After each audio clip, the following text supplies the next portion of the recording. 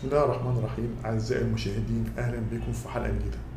حلقتنا النهاردة هنتكلم عن موضوع مهم جدا، وأعتقد إن هو ممكن يهم كتير قوي من الناس اللي بيسمعونا، وهو الخسسان أو فقدان الوزن المرضي. أنا هنا مش هتكلم على دايت، أنا هنا مش هقول لك وصفة عشان تخس بيها، لأ. أنا هنا بتكلم على الواحد اللي هو يبقى فجأة يلاقي وزنه بينزل من غير سبب، ومن غير ما يبقى هو متبع نظام غذائي عشان يخس. الموضوع ده مهم جدا، هنعرف كل حاجة عنه، هنعرف ايه اسباب الخسسان المرضي او فقدان الوزن المرضي، هنعرف نعمل ايه في هذه الحالة. هتتابعوني وهنعرف كل ده، ولكن بعد الفاصل.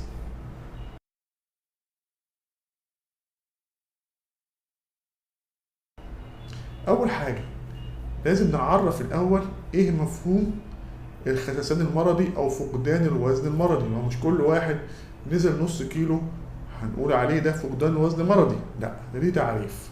ان الواحد يفقد اكتر من 5% من وزنه في مدة من 6 شهور لسنة. ادي مثال يا دكتور، يعني واحد وزنه 100 كيلو نلاقي في خلال 6 شهور وزنه بقى 92 مثلا. تمام؟ كويس قوي. ايه اسباب الخسسان وايه اهميه ان الواحد يخس؟ ايه يعني لما الواحد ينزل في الوزن؟ بصوا يا جماعه، فقدان الوزن بدون سبب ده واحد من اهم علامات الخطوره لوجود مشكله عضويه في الجسم، ولازم تتاخد مأخذ الجد. احنا بنقول عليها بالانجليزي alarming sign، يعني كأن ايه، جرس انذار بيضرب. طيب، ايه اهم الاسباب؟ في سببين مهمين جدا وسهلين جدا ممكن نعرفهم على طول. نمرة واحد، مرض السكر، ده مشهور جدا. يمكن واحد يجي يفوجئ فجأة إن وزنه بيقل وهو مش عارف وزنه بيقل ليه، ويفوجئ يروح يحلل سكر يلاقي سكره عالي. فطبعا زيادة السكر. نمرة اتنين، زيادة هرمون الغدة الدرقية، الغدة الدرقية عنده نشيطة زيادة عن اللزوم، ممكن برضه تسبب نقصان في الوزن. تالت حاجة ودي مهمة قوي، لو عنده مشاكل في الجهاز الهضمي. يعني ايه؟ ممكن تبقى حاجات بسيطة، واحد عنده قرحة في الجهاز الهضمي، او حتى التهابات مزمنة في المعدة بسبب جرثومة معدة مثلا، ده ممكن يحصل له فقدان وزن. ودي بنشوفها اكتر في الناس الكبار في السن. انت عارف طبعا الكبار في السن بيبقى عندهم مشاكل في العظم، مشاكل في الركب، بيتناولوا مسكنات كتير، والمسكنات دي ممكن تسبب لهم التهاب وتسبب لهم قرح في المعدة وفي الاثنى عشر. فيجي العيان ده يلاقي دايما عنده قرحة وعنده التهابات، مش قادر ياكل، فبالتالي يحصل له فقدان في الوزن. ايه تاني؟ الناس اللي عندهم بعض الامراض زي امراض سوء الامتصاص، ما بيمتصش الاكل. اشهر مرض طبعا مرض حساسية القمح. الناس اللي عندهم التهابات مزمنة في القولون او في الامعاء الدقيقة، زي مرض ايه؟ زي مرض كرونز، وزي مرض القولون التقرحي. الكلام ده اتكلمنا عليه وعملنا عليه فيديوهات، هيطلع لكم دلوقتي الرابط بتاعه. ده من الامراض الشهيرة قوي اللي بتعمل الم في البطن، وبتعمل فقدان وزن، وبتعمل اسهال مزمن. ومرض برضو القولون التقرحي ده ممكن يعمل نزيف شرجي باستمرار. طيب، ايه تاني؟ لو اي طبعا كانسر في اي حته في الجهاز الهضمي برضو يعمل لي فقدان في الوزن. ايه تاني غير امراض الجهاز الهضمي؟ اي سرطان في اي حته في الجسم ممكن يعمل فقدان في الوزن، سواء السرطان ده كان في الجهاز الهضمي او في الكبد او في اي حته في الجسم. فمهم قوي دايما لما نلاقي في فقدان كده وزن كده بنخاف وبندور دايما على قصه ان ايه، لا قدر الله يكون في سرطان. ايه تاني؟ لو واحد عنده امراض مزمنه، بالذات لو امراض مزمنه دي في مراحل متاخره. يعني ايه؟ واحد عنده مثلا فشل في عضله القلب، واحد عنده فشل كلوي، واحد عنده تليف كبد في مرحله متقدمه، مرحله متاخره، واحد عنده مشاكل في الرئه مزمنه في الرئه وتعبان جدا. كل الناس دي بنلاحظ ان معاهم بيحصل فقدان في الوزن. ايه تاني؟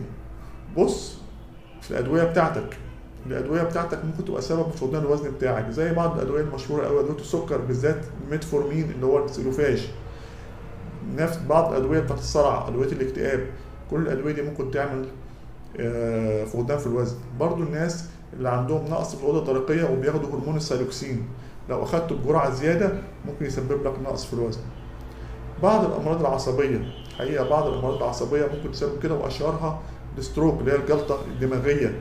الجلطه الدماغيه طبعا بتاثر على عمليه المضغ، الطعام والبلع، وممكن تلاقي العيان ده يحصل له فقدان في الوزن. بعض الامراض النفسيه واشهرها الاكتئاب. انت لو واحد عنده مكتئب اكيد طبعا مش هيبقى ليه نفس لا ياكل ولا يشرب ولا يعمل اي حاجه. ايه تاني؟ بعض الانفكشنز زي ايه؟ زي الايدز، مرض الايدز من الحاجات اللي مهمه قوي لها، ممكن تسبب نقصان في الوزن. ايه تاني؟ ضرن، الناس اللي عندهم السل او عندهم ضرن من الحاجات المشهوره قوي عندهم انه بيحصل لهم نقص في الوزن. شخص ازاي بقى؟ قصه ازاي بقى؟ يعني الواحد جاي خاسس انا هضرب الودع؟ لا، انت كدكتور، انا بوجه كلامي هنا للدكتور، انا المريض اقول له اول ما تلاقي عندك نقص وزن غير طبيعي بالنسبه اللي انا قلت عليه اكتر من 5% في 6 شهور لسنه، توجه للطبيب. انا هنا بقى اكلم الطبيب اقول لك يا دكتور لازم تدور على الاعراض المصاحبه لنقص الوزن، هي دي اللي هتشير لك للسبب.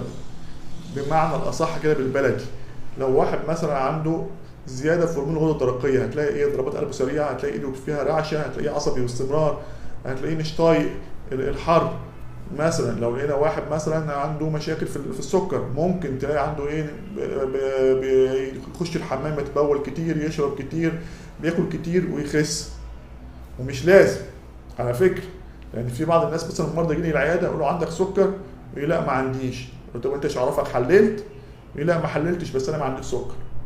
فمفيش، ما تعتمدش على الاعراض في تشخيص السكر لو سمحت، بالذات كل الناس، بالذات اكتر من سن ال 40 لازم كل سنه كده ايه؟ يشيك على السكر بتاعه، ده ضروري جدا. ايه تاني الاعراض المصاحبه؟ لو انت عندك مشاكل في الجهاز الهضمي، واحد مثلا عنده نزيف شرجي، ده ممكن يشير ان هو يبقى عنده مثلا سرطان في القولون او عنده قولون تقرحي. واحد عنده الم دايما مستمر في فم المعده، ممكن يبقى عنده قرحه او عنده كانسر مثلا في المعده. يعني كل الكلام ده مهم. فمهم قوي ان انا ادور على الاعراض المصاحبه للخسسان، لان هي دي اللي هتوديني لسبب الخسسان. ايه اهم الفحوصات بقى اللي احنا بنحب نعملها؟ طبعا الفحوصات البسيطه بتوصلني بسرعه، زي صوره الدم، زي السي ار بي او سرعه الترسيب بتاع الالتهابات، زي ان انا اعمل وظائف كلى مهمه قوي، وظائف كبد مهمه قوي، مهم قوي ان انا اشوف هرمون الغده الدرقيه اقيسه اشوف اخباره ايه. مهم قوي ان انا اشوف السكر التراكمي بتاع العيان ده واعمل له صايم وفاطر. الكلام ده مهم قوي، سيمبلي كده ممكن يوصلني لسبب الخسسان بمنتهى البساطه. هل ايه تاني؟ ممكن نعمل حاجه اسمها تحليل دم خفي في البراز، ده مهم قوي لو انا شاكك في كانسر في القولون. ايه تاني؟ اشعه على الصدر، طمن اشعه الصدر ما يكونش فيه مرض مزمن في الصدر او يكون عنده فيه سرطان في الرئه. مهم قوي ان انا اعمل موجات صوتيه على البطن، يحل لي كتير قوي من مشاكل الكبد والجهاز الهضمي، يوريني كان في تليف في الكبد، يوريني كان في مشكله في القولون، يوريني حاجات كتير قوي، يوريني الكليتين. فالسونار من الحاجات المهمه قوي قوي قوي. لو بقى لقيت نفسي محتاج حاجه ادفانسد اكتر او حاجه متقدمه اكتر، ممكن اطلب اشعه مقطعيه على الصدر، اشعه مقطعيه على البطن، حسب ما تشوف انت الاعراض المصاحبه للعيان وانت محتاج ايه تشوف ايه.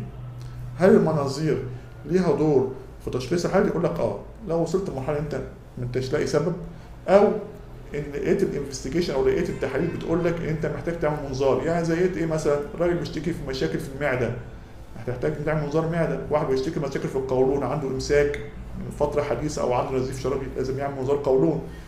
فمهم قوي. ايه العلاج بقى؟ العلاج بتاعنا هو طبعا علاج السبب، ده مهم جدا. شطارتك ان انت توصل للسبب وتعالجه. لو وصلت للسبب وعالجته هتلاقي الشخص ده يبتدي يرجع يستعيد وزنه تاني بسرعه.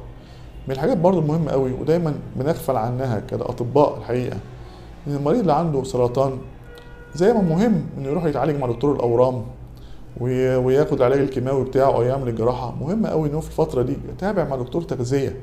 التغذيه مهمه جدا للمرضى دول اللي بيبقى عندهم نقص الوزن، لازم يتابع مع دكتور تغذيه عشان يظبط له التغذيه بتاعته ويحاول ان هو يستعيد وزنه، لان نقص الوزن ده بيأثر على المناعه بتاعه الجسم.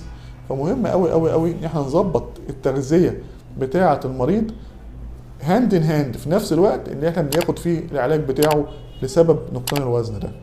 طبعا ده موضوع مهم جدا زي ما انتم شفتوا.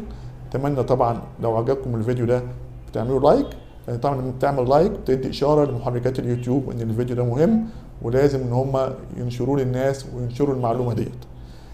مهم قوي برضو اللي لسه ما شرفناش في الاشتراك في القناه يشرفنا في الاشتراك في القناه ويفعل زر الجرس، وما تنسوش صفحه الفيسبوك بينزل عليها معلومات كويسه، والمدونه طبعا بنزل عليها مقالات، والفتره الجايه ان شاء الله ههتم بيها وهنزل عليها مقالات زياده. اتمنى كل الكلام ده تتابعوه، باذن الله اشوفكم في حلقه قادمه، والسلام عليكم ورحمه الله وبركاته.